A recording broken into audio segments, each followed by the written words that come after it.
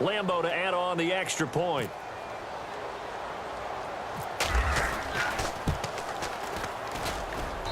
And it's good to make it 14-0.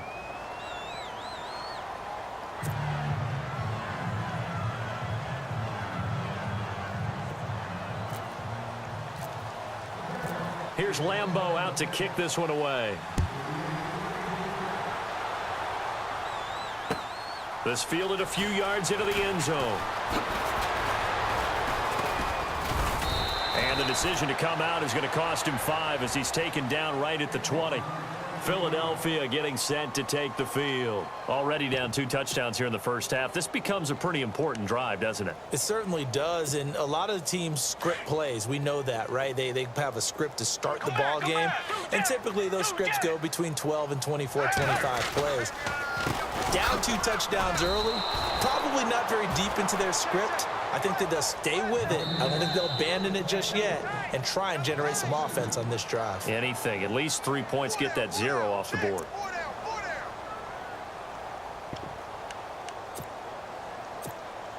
And you see the clock almost empty, so this is likely the last play in the second quarter. So the D-line's going to spread out. They'll throw now on the final play. Going to look deep for Jeffrey. And this one is incomplete. First half in the books. You're watching the NFL on EA Sports. Welcome back. Charles and I settled into the booth, ready for quarter number 3. So both teams have their marching orders, and we'll get going again here in quarter number 3. Fielded about a yard deep. And nice work on the return as they'll start their drive just past the 30-yard line.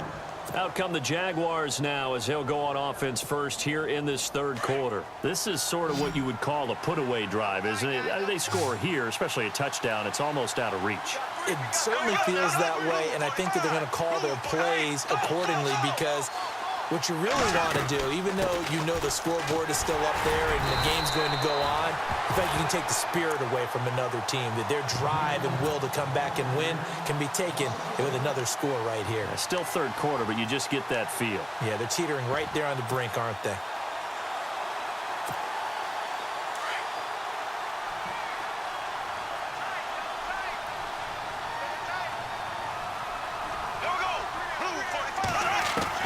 Now Bortles throwing on second down.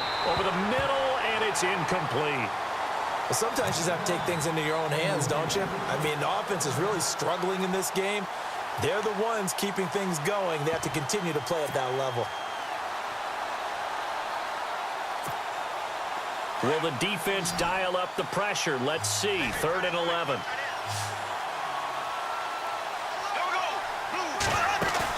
The play fake to Ivory. Now Bortles. And he couldn't hang on to it through the contact. Incomplete. But no second guessing the call here. It was 3rd and long, so throwing the football was probably the smart play to try and pick it up. But they don't get it, and now the defense goes off the field feeling pretty good about themselves, gaining some momentum as they force them into a likely punting situation.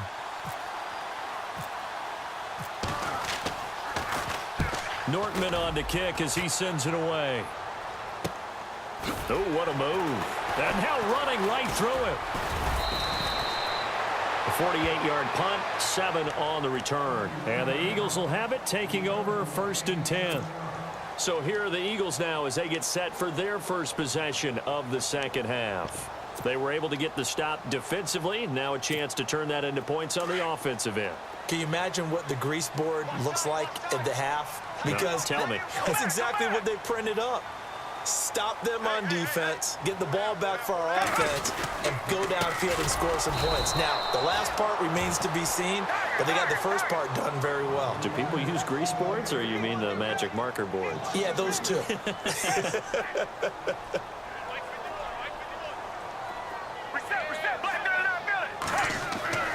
They'll set up a throw. It's hauled in by Torrey Smith. A good pick up there of 20 yards. Well, that certainly looked like the Torrey Smith we knew in Baltimore. A guy can just run past defenses, and what do they say? Take the top right off of them. Game-changing speed, and the days in Baltimore good, days in San Fran not so great, but now hoping to get back to his former self. I would say they have an extremely motivated wide receiver in Torrey Smith. And on the outside, they're playing press coverage.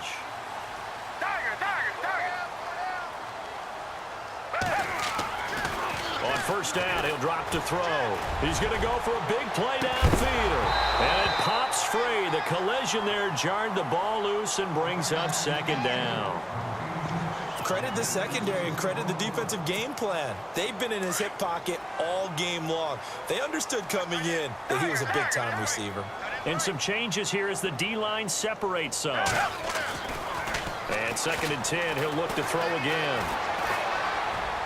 And his throw's going to be incomplete. Torrey Smith, the intended receiver. Third down here. Had an open man that time, but ended up putting a little too much heat on it, don't you think, partner? Absolutely. Just needed a touch more air under it. Instead, he fired an absolute bullet.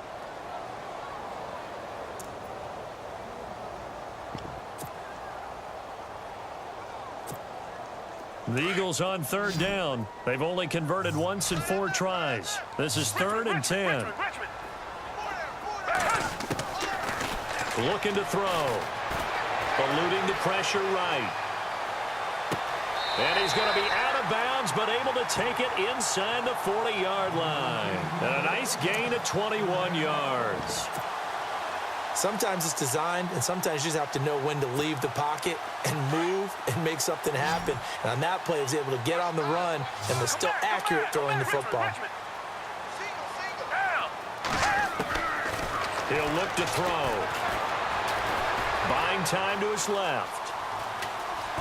And he gets it down a yard or two shy of the 30 before he's out of bounds. He'll wind up getting right about 4 there on the scramble, and it's second down. Okay, he's not going to get the first down, but this is still a nice job of buying some time and then running to get to the sideline and get out of bounds and avoid the big hit.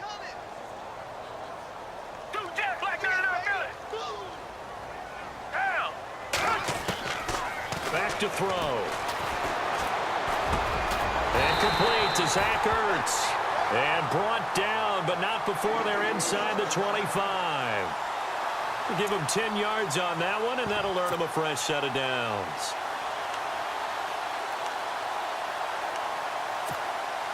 So here we go, first and 10 now.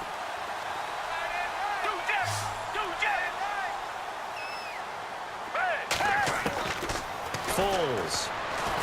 Now a hit, and Foles loses the football. It's out, and the Jags grab it. He's at the 50. He's at the 30, 20, 10. And they will score. It's a Jackson.